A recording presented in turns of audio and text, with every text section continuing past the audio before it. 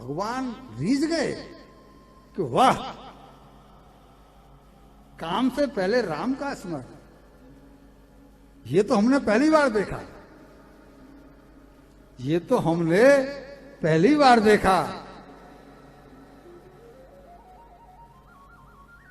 शास्त्रों में दो तरह की पत्नियों का उल्लेख है।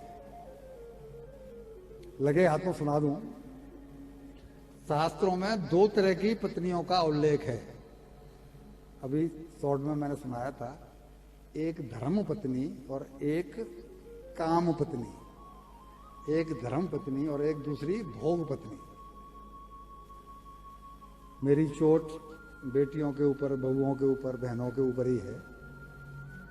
शास्त्रों में दो तरह की पत्नियों का उल्लेख है, एक धर्म पत्नी और एक काम पत्नी। धर्म पत्नी वो जो पति को जब सारे जिम्मे पड़ जाएं, बहू बेटे समर्थ हो गए, बेटियों के भात शोषक हो गए, सब काम निपट हो गया, तो पति से कहे कि अब चलो, चलते हैं, हम अपना जीवन अपने हिसाब से जिएंगे।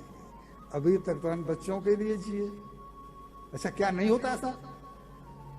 जब तक 20 साल की उम्र में, जब तक तो कोई समझ नहीं होती, 18-20 साल की विवाह में हो गया, उम्र में विवाह हो गया, तब सास ससुर की सेवा, पत्नियों पति की सेवा, ननदों की सेवा, इसके बाद हम बच्चे हुए तो बच्चों की सेवा, तब जाकर के 50 साल तक बड़े भाग्यवान होते हैं जिनकी 50 साल में पूरी जन्म भी पड़ जाए। किसी किसी का तो 55 में भी नहीं पड़ता, किसी किसी 60 में भी नहीं पड़ता।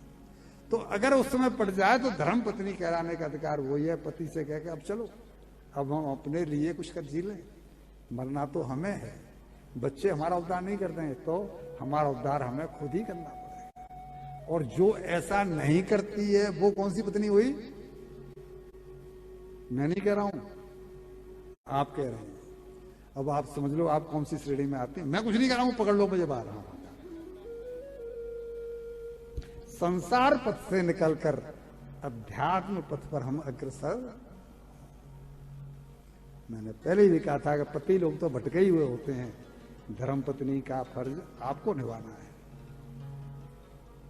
इसको ऐसे समझिए, हम जब कहीं जाते हैं और घर वाले हमें छोड़ने के लिए आते हैं, तो ट्रेन जब चलती है तो अब घर वालों को बाय बाय करते हैं, नहीं करते हैं? बाय बाय बाय बाय, भाई ठीक है, जब तक डिब्बा दिखाई पड़ता है तो गेट पे आके बाय बाय करते हैं, अंत में तो उनको छोड़ना। तो अब बाय बाय कहें ना,